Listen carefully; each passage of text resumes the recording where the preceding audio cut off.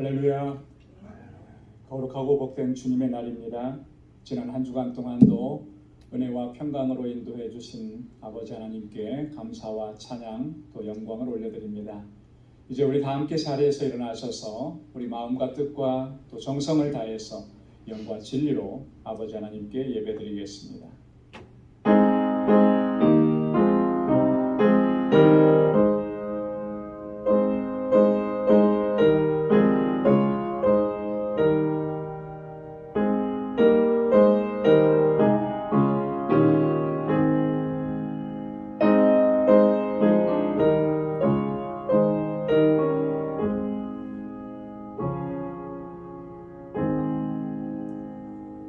내가 여호와를 항상 송축하며 그를 송축함이 내 입에 계속하리로다. 내 영혼이 여호와로 자랑하리니 곤고한 자가 이를 듣고 기뻐하리로다. 여호와의 사자가 주를 경외하는 자를 둘러 진치고 저희를 건지시는도다. 너희는 여호와의 선하심을 맛보아 알지어다. 그에게 피하는 자는 복이 있도다. 너희 성도들아 여호와를 경외하라. 저를 경외하는 자에게는 부족함이 없도다. 아멘. 자비하시고 은혜가 풍성하신 여호와 하나님 아버지, 오늘도 거룩하고 복된 주님의 날에 이렇게 주의 보좌 앞으로 저희의 발걸음을 인도해 주시고 지난 한 주간 동안 베풀어 주신 주님의 크신 사랑과 은혜를 기억하며 여호와 하나님 주님을 찬양하고 아버지께 예배드리게 하시니 감사합니다. 주의 보좌 앞에 설 수 있도록 우리의 허물과 죄악들을 깨끗하게 사하여 주시며 거룩한 하나님의 백성으로 세워 주옵소서. 오늘 이 시간도 우리의 마음을 다하고 힘을 다하여서 오직 하나님만을 예배케 하시고 주님의 임재만을 사모할 수 있도록 인도하여 주옵소서. 우리의 마음을 다하여 주님을 찬양하게 하시고 우리의 중심을 다하여 하나님의 말씀에 귀를 기울이게 하시며 하나님의 거룩하신 임재 안에 설 수 있도록 우리를 인도하여 주옵소서. 우리의 예배를 받아 주옵소서. 예비하신 주님의 은혜와 평강으로 덧입혀 주옵소서. 예수님의 이름으로 기원하옵나이다. 아멘. 전능하사 천지를 만드신 하나님 아버지를 내가 믿사오며 그 외아들 우리 주 예수 그리스도를 믿사오니 이는 성령으로 잉태하사 동정녀 마리아에게 나시고 본디오 빌라도에게 고난을 받으사 십자가에 못 박혀 죽으시고 장사한 지 사흘 만에 죽은 자 가운데서 다시 살아나시며 하늘에 오르사 전능하신 하나님 우편에 앉아 계시다가 저리로서 산 자와 죽은 자를 심판하러 오시리라. 성령을 믿사오며 거룩한 공예와 성도가 서로 교통하는 것과 죄를 사하여 주시는 것과 몸이 다시 사는 것과 영원히 사는 것을 믿사옵나이다. 아멘. 자리에 앉으시기 바랍니다. 찬양으로 하나님께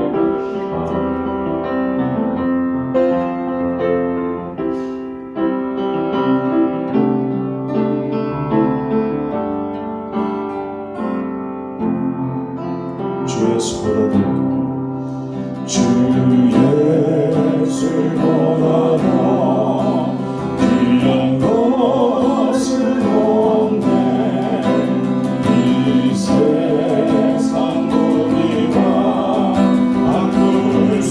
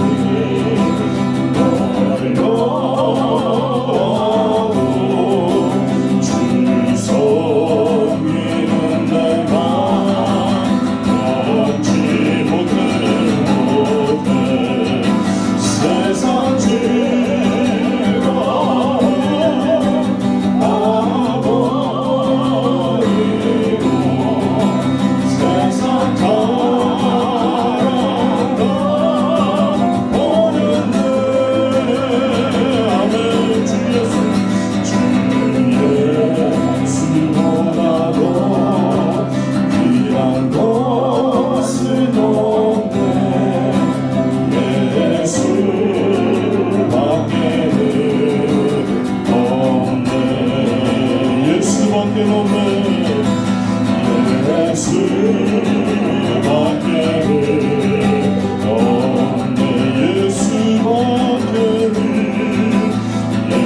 예수밖에 없네. 아멘.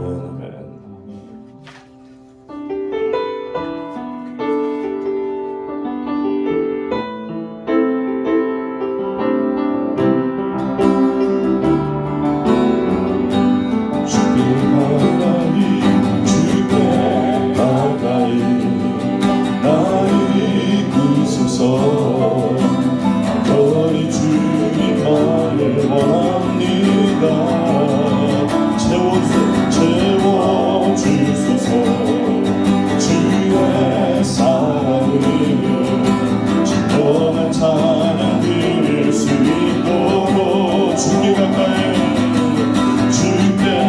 가까이 날 이끄소서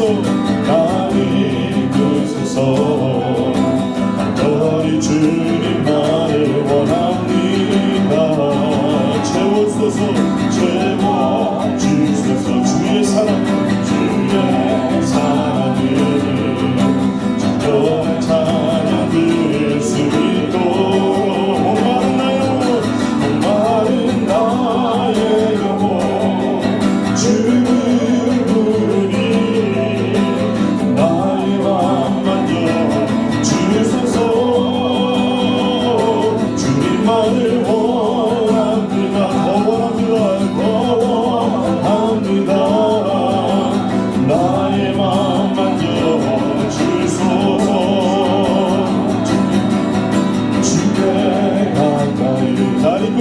날 이끄소서 간절히 주님만을 원합니다 채워주소서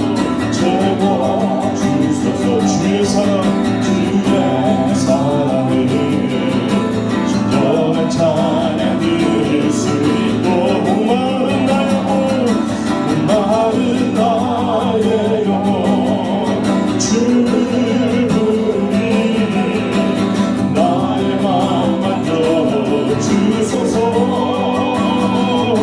주님만을 원합니다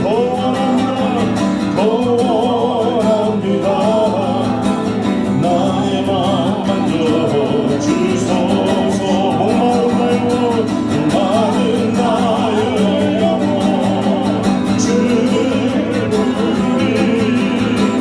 나의 마음 만져주소서 주님만을 원합니다 더 원합니다 나의 마음 만져주소서 나의 마음 만져주소서 아멘. 다 함께 자리에서 일어나서서 찬양 드리겠습니다.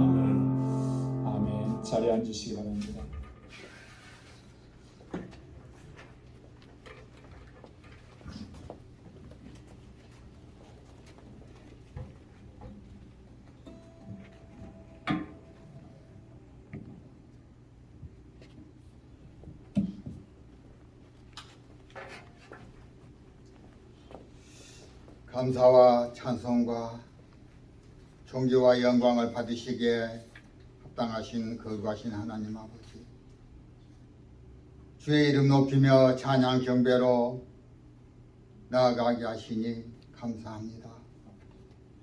지난 한 주간도 변함없는 사랑으로 저희들을 주님의 장중에 붙들어 주시고 은혜 안에 살게 하시다가 오늘 거룩한 성일에 주의 보좌 앞에 나와 예배드리게 하시니 감사를 드립니다. 우리의 연약함을 아시는 주님, 허물 많은 저희들을 용서하여 주옵소서. 주님을 닮지 못하고 세상을 닮아가는 저희들입니다. 이 시간 저희들의 마음을 붙들어 주시고 주님의 용서하심을 믿고 주님께 나아가기를 원합니다. 주의 보혈로 저희들의 허물과 죄과를 씻어주시고 정결한 마음으로 드리는 우리의 예배 홀로 영광 받으시옵소서. 하나님, 5월도 벌써 마지막 주일이 되었습니다. 시간은 참으로 빠르게 흘러가는데 저희들은 주님 앞에 아무것도 드린 것이 없습니다. 이 시간 다시 주님께 거룩하게 살기를 다짐하오니 우리를 붙들어 주시고 하나님의 백성답게 그리스도 향기 그리스도인답게 살아가도록 인도하여 주시고 은혜 더하여 주시옵소서. 우리의 약함을 아시는 주님, 항상 주님만을 바라보게 하여 주시고 주님만을 의지하는 믿음의 삶이 되기를 원합니다. 우리의 모든 아픔을 아시는 주님께서 우리를 붙드사 날마다 주님만을 바라보는 삶이 되기를 원합니다. 힘들고 어려울 때 더욱 주님께 기도하는 저희들이 되기를 원합니다. 아직도 코로나가 끝나지 않고 힘들고 어려운 시간들이 지속되고 있지만 하나님은 여전히 우리를 붙들어 주시는 분이심을 믿고 주님을 신뢰하며 믿음으로 나아가기를 원합니다. 우리는 주님께 기도할 수밖에 없고 주님을 바라볼 때 새 힘을 얻게 되고 지혜로운 삶으로 이어질 것임을 분명히 믿기에 어떠한 어려움 속에서도 주님 붙들고 나아가도록 인도하여 주시옵소서. 하나님,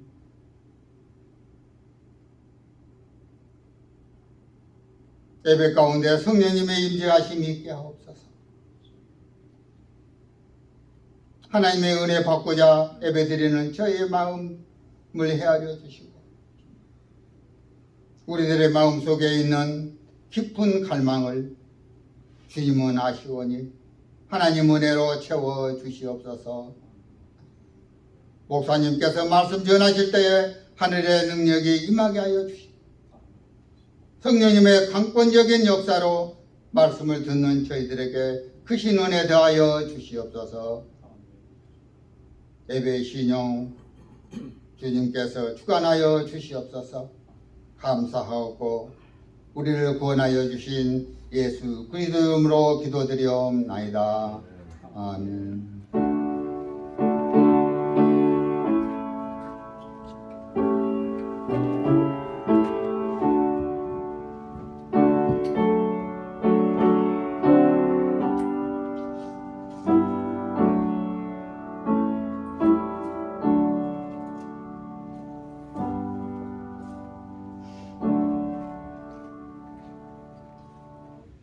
오늘 이 시간 우리에게 주시는 하나님의 말씀 구약성경 열왕기상 제17장 8절에서 16절까지 말씀입니다.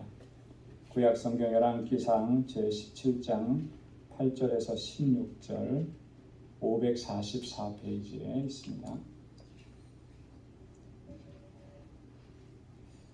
제가 말씀을 받들어 봉독하겠습니다.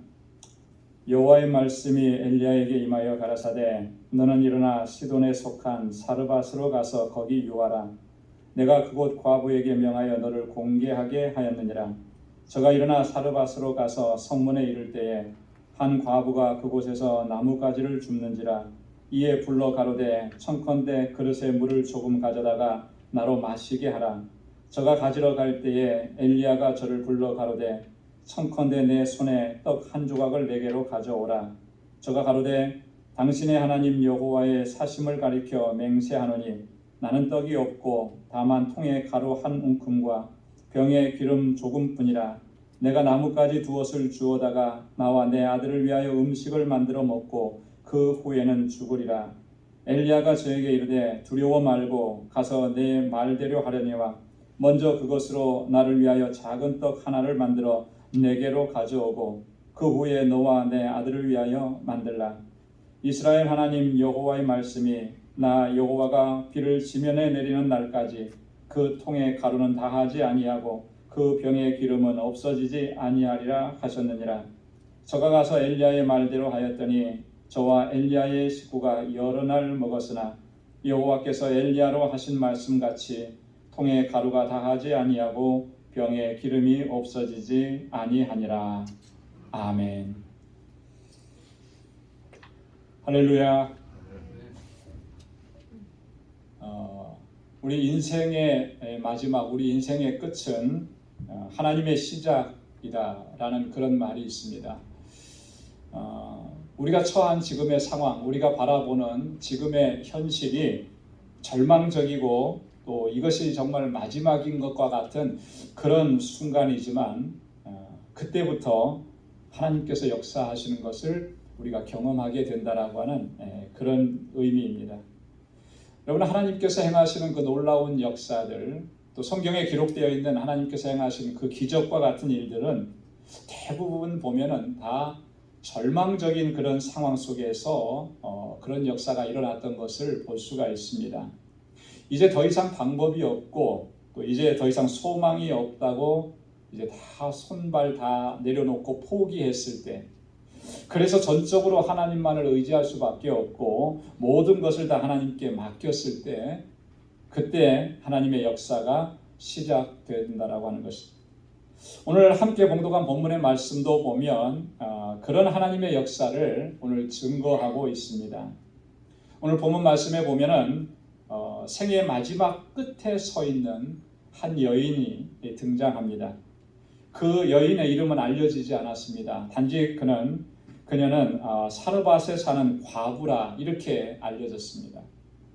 여러분, 이 사르밧이라고 하는 동네는 아주 작은 동네입니다. 지금도 지도를 찾아보면 잘 나오지 않는 그런 작은 동네인데, 이곳이 어디에 있는 곳이냐 하면 이스라엘의 북쪽 경계선 너머에 있는 그런 동네입니다.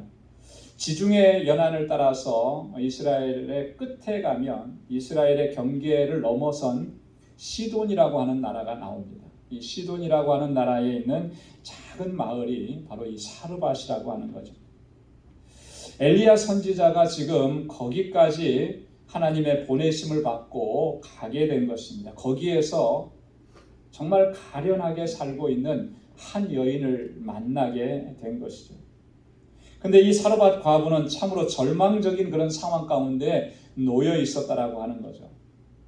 그녀에게는 이제 더 이상 식량이 없습니다. 딱 한 끼, 아들과 함께 한 끼 음식을 만들어 먹을 수밖에 없는 그 식량만 있는 거예요.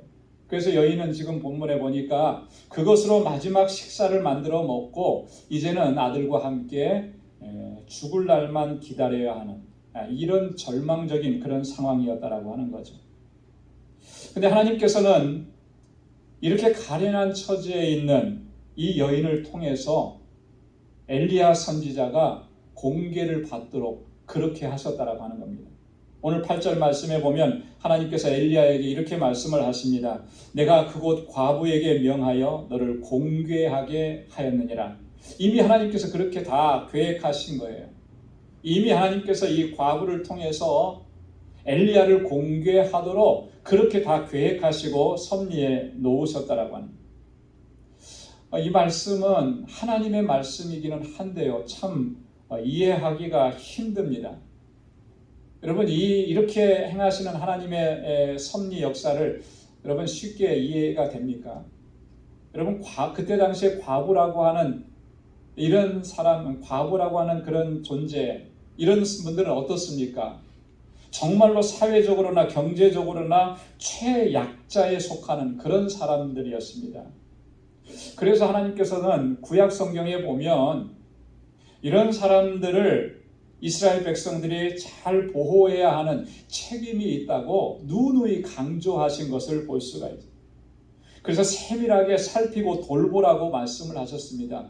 어느 정도로 구체적으로까지 했냐면 저들이 양식을 삼을 수 있도록 너희가 추수할 때에 반 모퉁이까지 다 베지 말라는 거예요. 남겨두라는 거예요. 그래서 저들이 그것으로 양식을 삼을 수 있도록 하라는 거예요.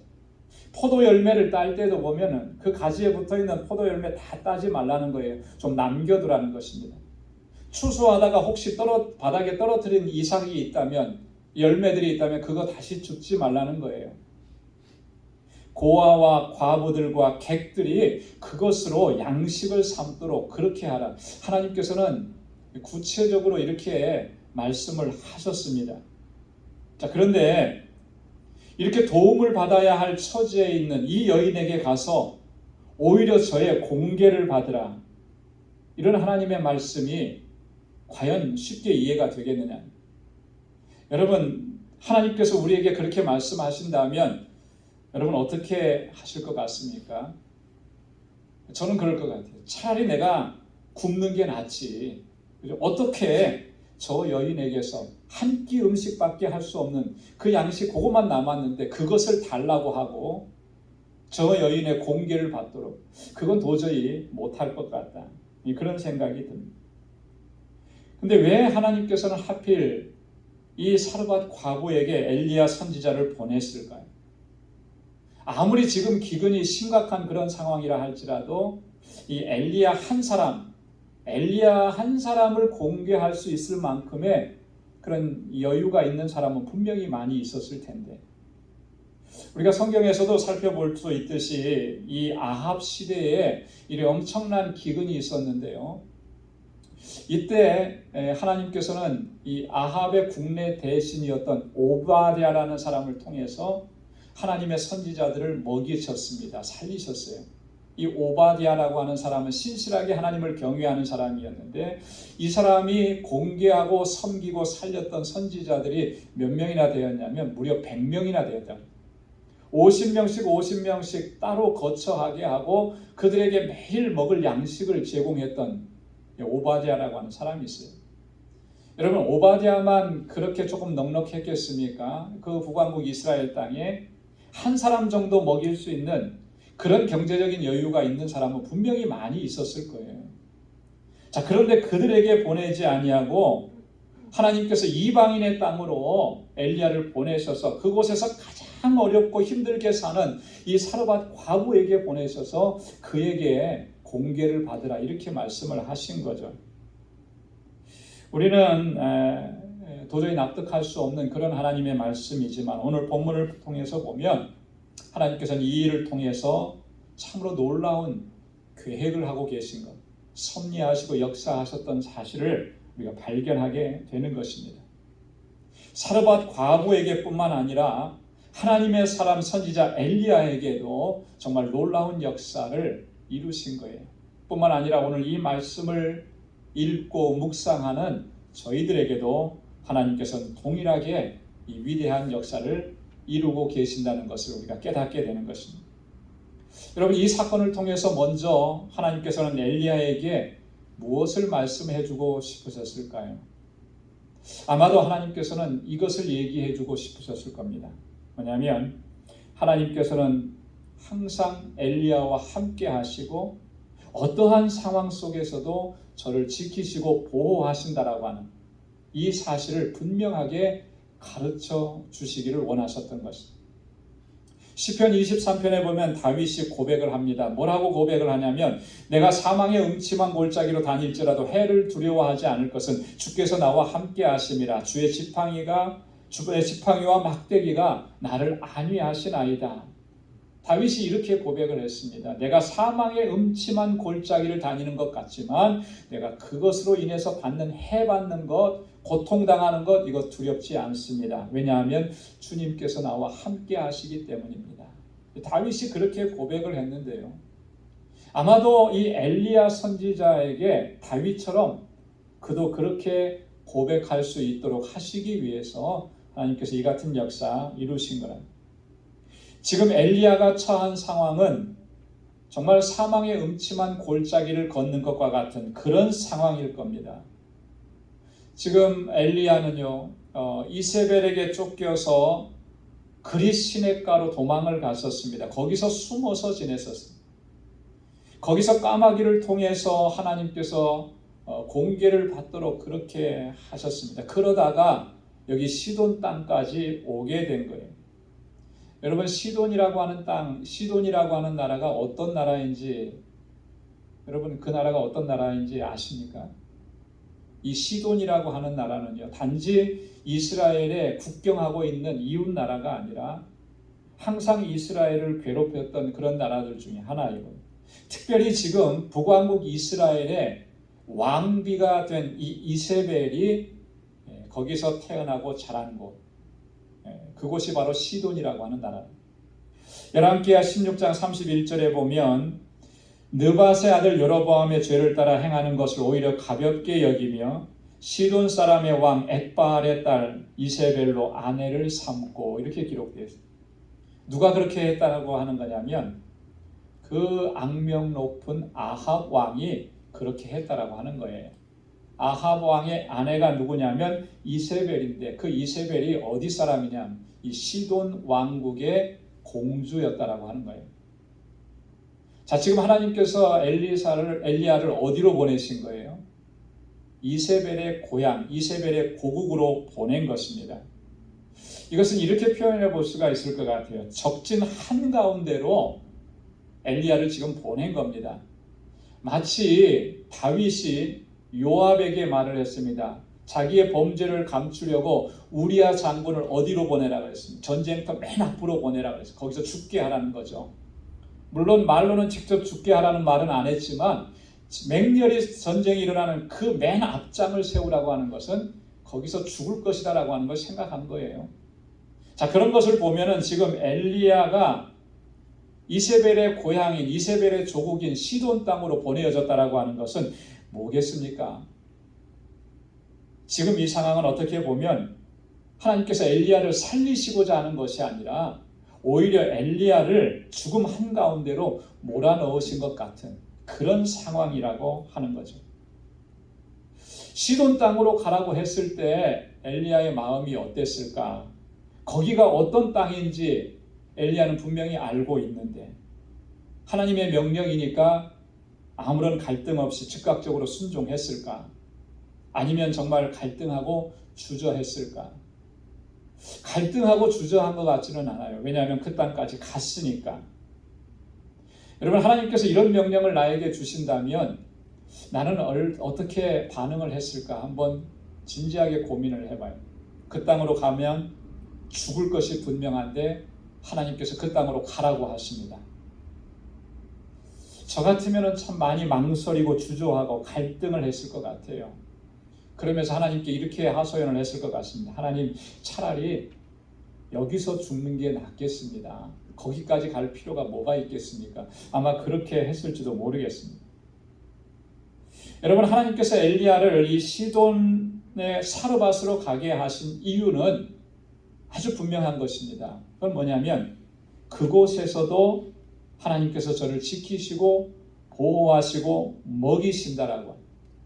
이러한 하나님의 손길이 그곳에서도 함께 하신다라고 하는 것을 직접 그로 하여금 체험할 수 있게 하시기 위해 엘리야가 어디를 가든지 어떠한 상황 가운데 있든지 간에 그곳에 하나님이 항상 함께 하시고 하나님께서 그를 지키시고 보호하신다, 그 사실을 그 몸으로 친히 체험할 수 있게 하시기 위해서 하나님께서 그곳으로 보내신 거예요. 왜냐하면 그렇게 하나님의 손길을 경험하고 체험해야만 하나님에 대한 믿음과 확신을 가지고 앞으로 그가 감당해야 될 사명을 온전하게 감당할 수가 있기 때문에 그렇다라는 거예요.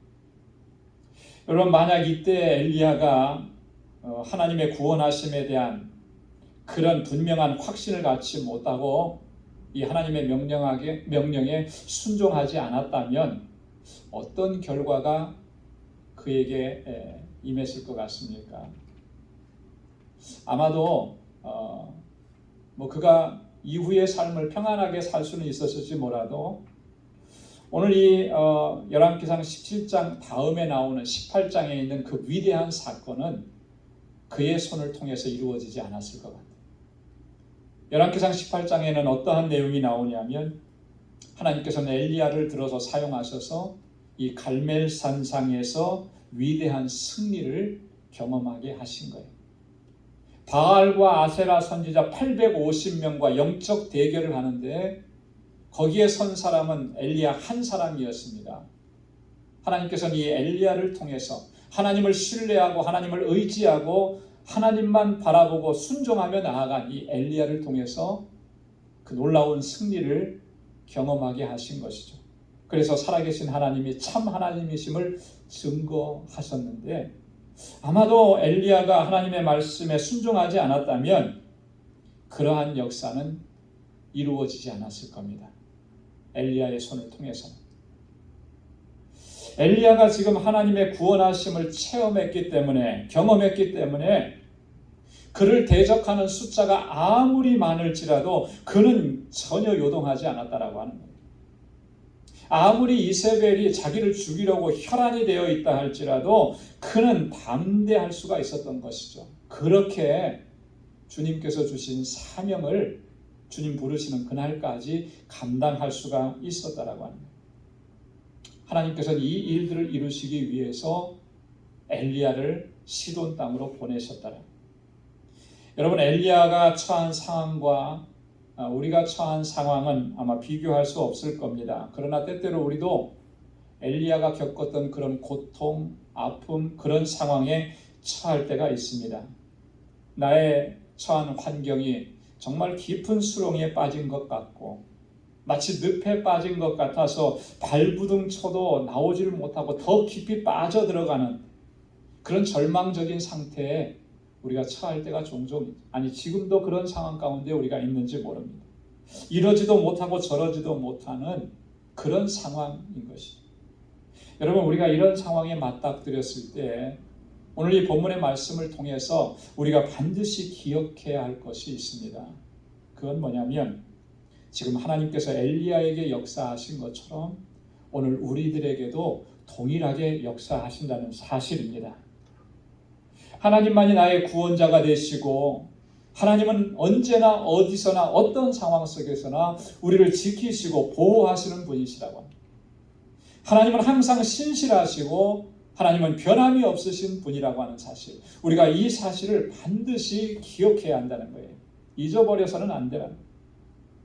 여러분, 이러한 확신과 믿음이 없으면 우리가 처한 이런 상황들을 우리는 결코 벗어날 수가 없습니다. 이겨낼 수가 없는 거예요.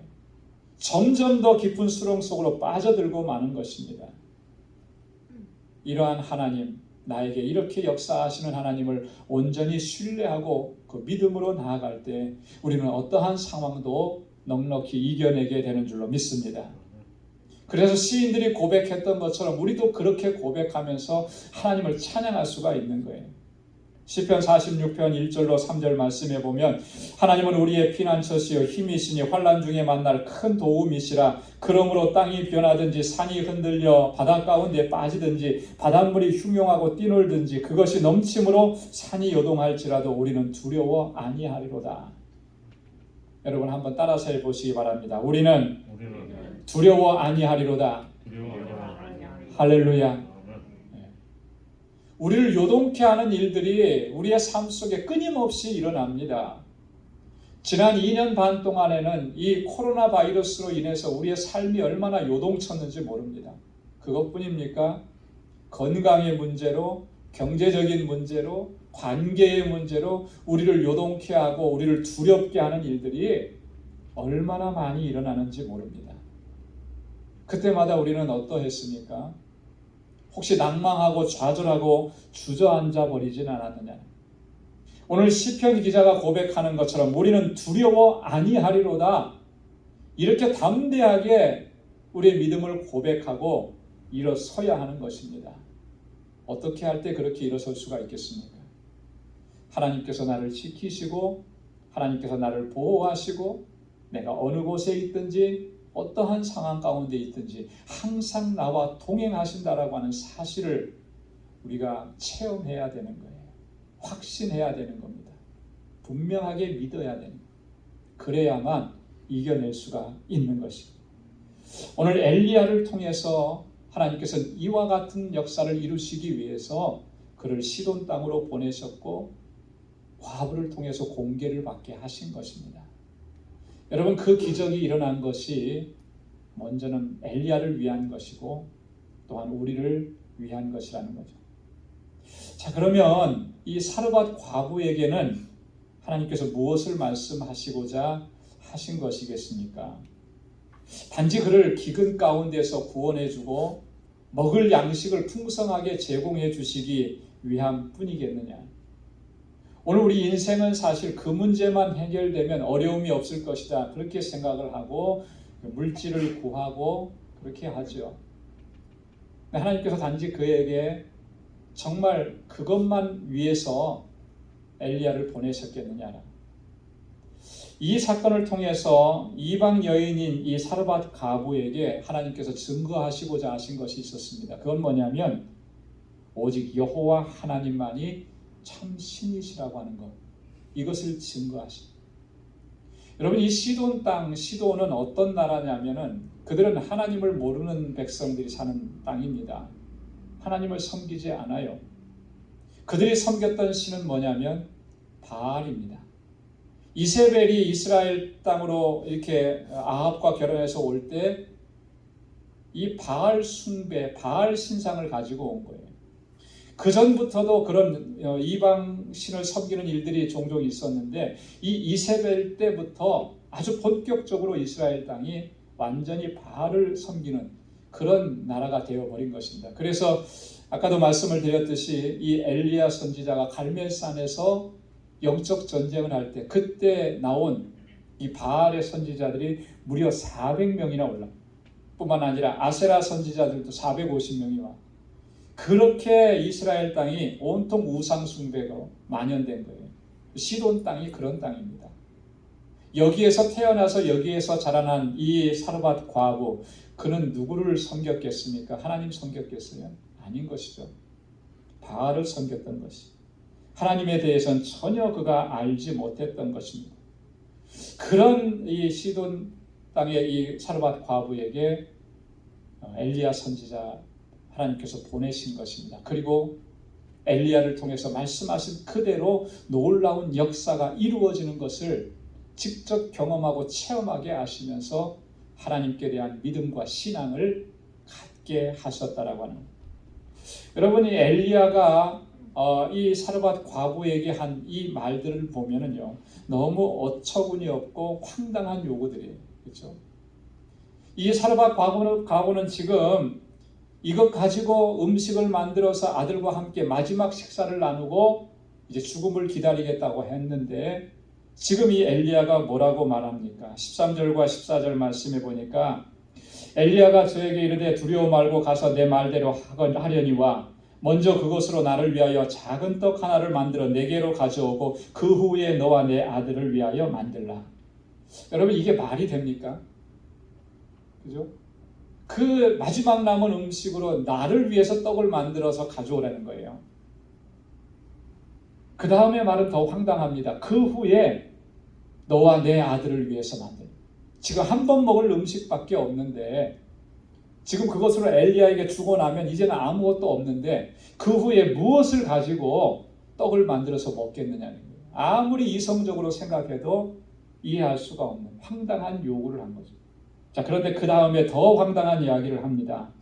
뭐라고 말하냐면 이스라엘의 하나님 여호와의 말씀이 나 여호와가 비를 지면에 내리는 날까지 그 통의 가루는 다하지 아니하고 그 병의 기름은 없어지지 아니하리라. 여러분, 이 말이 믿겨지겠습니까?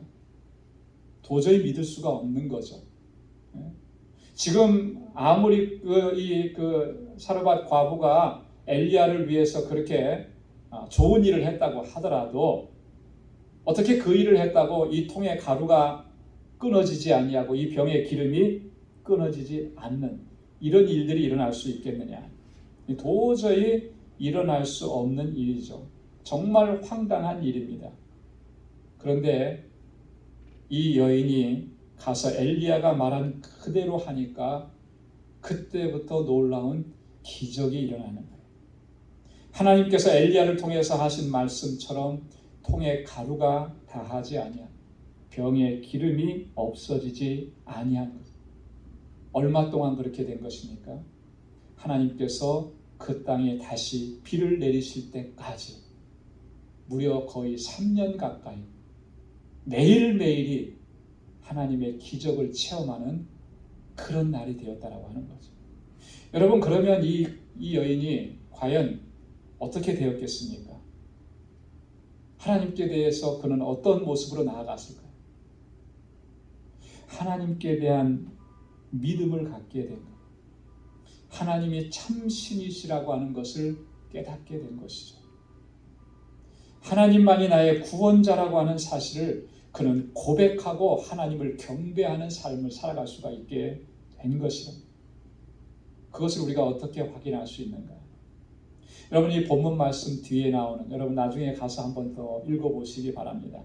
18절, 17절 이하에 있는 이 말씀을 쭉 읽어보면 이 사르밧 과부가 한 가지 더 놀라운 체험을 하게 됩니다. 그게 뭐냐면 자기의 아들이 어떤 병에 걸렸는지 모르겠는데 죽었어요.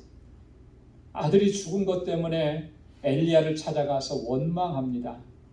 그때 하나님께서 엘리야를 통해서 이 죽은 아들을 다시 살려내시는 거예요. 또 한 번 기적을 경험한 거죠. 그때 이 여인이 뭐라고 얘기하냐면 24절에 보니까 이렇게 얘기합니다. 내가 이제야 당신은 하나님의 사람이요 당신의 입에 있는 여호와의 말씀이 진실한 줄 아노라. 할렐루야. 당신이 정말 하나님의 사람이고 당신의 입을 통해서 하신 그 하나님의 말씀이 진리라고 하는 것, 이제는 내가 의심하지 않는다라고 하는 것. 자, 이런 여인이 이후의 삶을 어떻게 살았겠습니까? 아마도 죽는 그날까지 하나님을 경배하고 찬양하고 예배하면서 그 이방인의 땅에서, 바알 숭배하는 그 땅에서 그렇게 하나님을 섬겼을 것이다. 이거는 뭐 의심할 수 없는, 충분히 우리가 그렇게 짐작할 수 있는 내용입니다. 하나님께서는 단지 이 절망과 좌절 가운데 있는 이 한 여인, 또 그의 아들, 그들을 살리시고 그들을 먹이시려고만 엘리야를 보내신 것이 아니라는 거예요. 육체적인 문제만을 해결해 주시기 위해서 엘리야를 보내신 것이 아니라 그 영혼을 구원하시기 위해서, 살리시기 위해서 엘리야를 그곳에 보내셨더라. 그래서 그 사건으로 말미암아 이 여인은 정말 일평생 신실하신 하나님을 의지하고 하나님께서 주시는 영원한 생명과 소망을 갖게 하신 거예요. 이와 같은 역사를 이루시기 위해서 우리의 머리로는 이해가 되지 않는 그런 황당한 일을 엘리야에게 시키셨고, 또 엘리야는 거기에 대해서 순종하면서 나아갔던 것입니다. 여러분, 엘리야에게 또 이 사르밧 과부에게 역사하셨던 하나님은 오늘 우리에게도 동일하게 역사하시는 줄로 믿습니다. 내가 어떠한 상황 가운데 있든지 어떠한 환경 가운데 있든지 하나님은 항상 나와 함께 하심을 매 순간마다 우리에게 알려주시고 증거하시는 거예요. 그래서 우리가 그 믿음으로 살아가야 합니다. 그래야만 우리가 겪는 모든 고난과 환난들도 내 능력과 내 힘이 아니라 주님의 능력으로 이겨낼 수가 있는 거예요. 때때로 우리가 의심이 들 때마다 하나님은 이런 귀한 역사 이루시면서 살아계신 하나님만이 나의 참신이신 것을 친히 증거해 주신다라고 하는 거죠. 그래서 주님만 의지하는 자, 하나님께서 붙들어 주시고 날마다 기적을 베풀어 주시며 또 주님의 인도하심 가운데서 승리하는 삶을 살게 하신 것입니다. 오늘 이 엘리야와 사르밧 과부에게 역사하셨던 하나님이 나에게도 동일하게 역사하심을 믿고 우리 일평생토록 그렇게 주님 의지하고 믿음으로 살아가는 우리 모두가 될 수 있기를 주님의 이름으로 축원합니다. 기도하겠습니다. 하나님 아버지 참 감사합니다. 오늘도 저희들에게 하나님 귀한 말씀을 허락해 주시고 하나님 엘리야를 통해서 역사하셨던 그 하나님의 놀라우신 섭리와 역사를 오늘 우리의 사건으로 받아들일 수 있도록 우리 믿음을 허락해 주시니 감사합니다. 하나님 절망하고 낙심하고 좌절해 있었습니다. 하나님 이렇게 연약한 저희들입니다. 날마다 긍휼을 베풀어 주시고 불쌍히 여겨 주시고 일으켜 세워 주시고 매 순간 분초마다 나와 함께 하시며 나를 지켜 주시고 선한 역사 이루시는 하나님의 그 섭리와 역사를 믿음의 눈으로 보게 하시고 오직 하나님만 신뢰하고 그렇게 믿음으로 나아가 승리하는 우리 방주의 모든 권속들이 다 되게 하여 주옵소서. 예수님의 이름으로 기도드리옵나이다. 아멘. 찬송 470장 부르시면서 준비하신 예물 하나님께 드리겠습니다.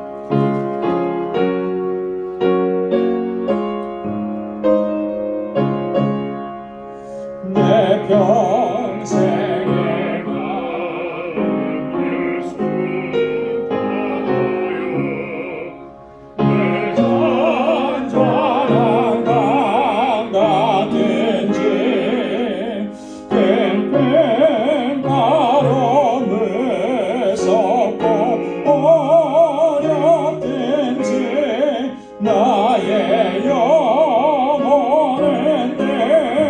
변하다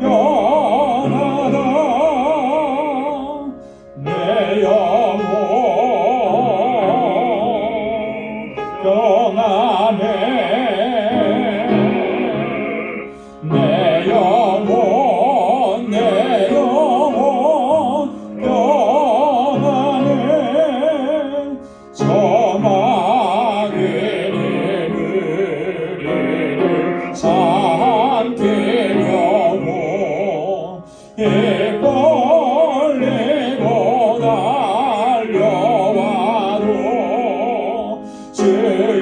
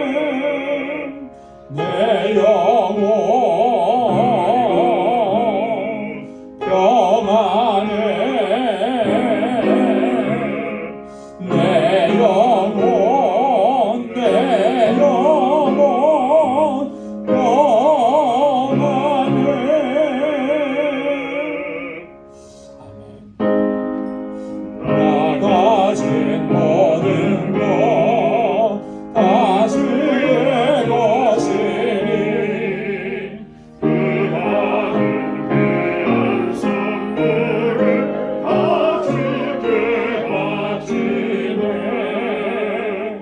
아멘. 자비하시고 은혜로우신 아버지 하나님, 오늘도 주님 허락해 주신 거룩하고 복된 이 날을 먼저 주님 앞에 나와서 이렇게 예배하게 하시고 주님을 찬양케 하심을 감사합니다.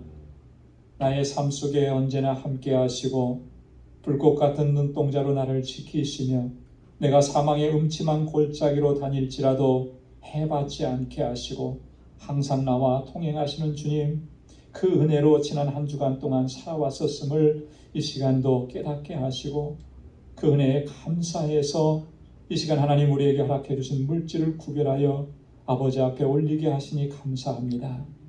주님, 이 마음 변치 않도록 도와주옵소서. 비록 고난과 환난과 어려움과 역경이 계속된다 할지라도 하나님 이러한 상황 때문에 우리 좌절하지 않도록 도와주시고 주님의 그 능하신 손길을 의지하고 소망의 주님을 바라보고 늘 감사하며 살아가는 저희들 되게 하여 주옵소서. 이 고난의 끝에, 이 고난의 너머에 하나님께서 예비하신 그 영광이 있음을 우리가 믿음의 눈으로 볼 수 있도록 도와주옵소서. 11조의 예물을 구별하여 주께 올려드립니다. 하나님이 나의 주인이시라고 하는 이 사실, 나를 향하신 하나님의 주권을 우리가 단 한순간도 잊지 않게 하시고 늘 아버지의 뜻에 온전한 순종으로 나아가는 저희들이 되도록 주님 우리를 붙잡아 주옵소서. 선교의 예물을 구별하여 드립니다. 땅끝까지 이르러 내 증인이 되라고 하신 주님의 말씀 늘 가슴에 새기며 나의 삶의 터전에서 언제나 예수 그리스도의 아름다운 향기로 드러나는 삶이 되도록 도와주옵시고 이 시간 드려진 이 예물이 하나님께서 역사하시는 곳에 아름답고 귀하게 쓰여지는 놀라우신 하나님의 역사하심을 체험할 수 있도록 은혜 더하여 주옵소서. 건축 예물을 드리며 주님의 몸된 교회를 위해서 기도합니다. 아버지께서 세워주신 이 제단이 정말 하나님께서 기뻐하시는 믿음의 공동체, 또 아름다운 사랑의 공동체가 되도록 우리를 붙들어 주옵소서. 저들의 기도와 눈물과 헌신을 하나님 기억해 주시고 아버지 저희의 삶 속에 놀라우신 은혜와 복으로 가득히 채워 주옵소서. 아버지 하나님 구제의 예물을 주께 드립니다.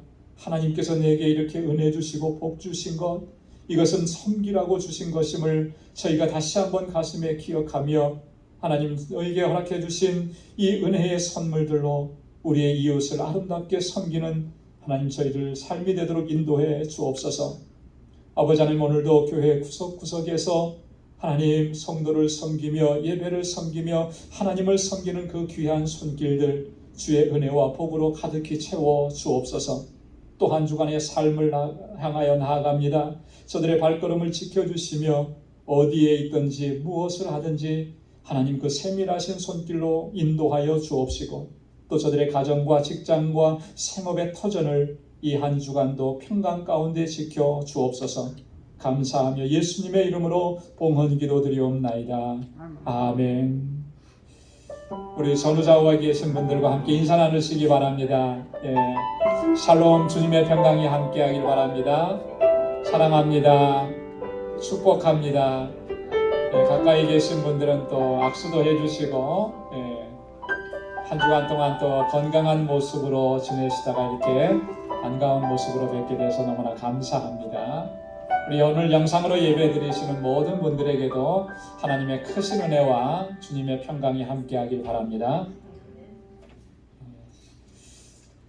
교회 소식 전해드리겠습니다. 오늘 5월 마지막 주일 예배를 이렇게 드렸습니다. 이제 본격적으로 이제 여름이 시작이 되는데요. 이 영적으로 보면은 이 시기는 정말 우리가 영적으로 해이해지기 쉬운 그런 시기입니다. 다들 뭐 방학을 맞고 휴가를 맞고 놀러 가고 이렇게 코로나 상황이지만은 아랑곳하지 않고 그렇게들 많이 하는 그런 시기. 우리가 영적으로 이럴 때 더 집중해야 합니다. 그래서 정말 하나님께서 찾으시는 참된 예배자로 살아가기를 우리가 늘 힘쓰고 또 우리가 어디에서 살든지 누구를 만나든지 우리를 통해서는 그리스도의 향기가 드러나고 예수님이 증거되고 그렇게 살아가기를 힘쓰는 저와 여러분들 될 수 있기를 소망합니다. 그러기 위해서는 우리가 하나님께 집중해야 돼요. 기도하고 말씀 묵상하고 예배드리고 여기에 우리가 집중해야 합니다. 그랬을 때 우리가 흔들리지 않고 또 오늘 엘리야처럼 끝까지 사명을 감당할 수가 있게 됩니다. 우리 선교 바자회 6월 11일 토요일에 있는데 여러분 꼭 기억하시고 기도해 주시고 또 주변에도 많이 홍보해 주시고요. 지금 배너하고 포스터가 이제 제작이 됐습니다. 그래서 제가 여러분들에게 카톡으로 포스터도 이렇게 보내드릴 거예요. 그러면 주변에 좀 많이 알려주시고 그렇게 하시기 바랍니다. 우리 다음 주일에는 우리 교우들을 위한 바자회를 1차적으로 먼저 실시합니다. 그래서 오늘 2부 친교 후에 우리가 물건을 좀 정리하는 그런 시간을 갖습니다. 그래서 혹시 여러분 1부에 나오셨더라도 2부 끝나는 시간에 여러분 같이 오셔서 또 식사도 같이 하시고 그렇게 같이 협력해 주시면 고맙겠습니다. 오늘 다 못하면 6월 4일 토요일에 한 번 더 이렇게 하도록 하겠습니다. 오늘 2부 예배 후에 우리 제1남성교회 원리회가 있습니다.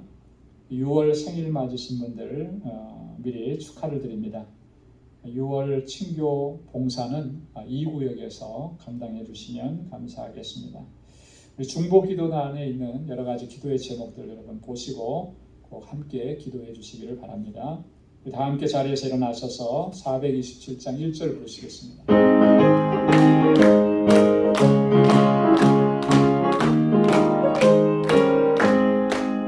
내가 매일 길동에 순례의 길 행함은 주의 팔이 나를 안보하며 내가 주의 큰 복을 받는 참된 비결은 주의 영이 함께함이라.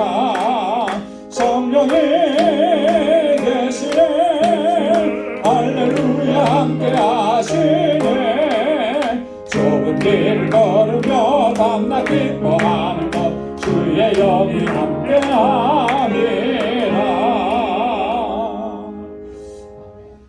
이제는 우리 주 예수 그리스도의 무한하신 은혜와 하나님 아버지의 크고 놀라우신 사랑과 성령의 위로 교통 충만하심의 역사가 오늘 엘리야처럼 항상 나를 지키시고 보호하시는 하나님의 능력의 손길을 체험하고 전적으로 하나님 의지하고 끝까지 주님의 주신 사명을 온전하게 감당하기로 결단하는 우리 방주의 모든 믿음의 권속들과 저들의 가정과 직장, 생업의 터전과 학업 위에 이제로부터 영원까지 함께 하시기를 간절히 축원하옵나이다. 아멘.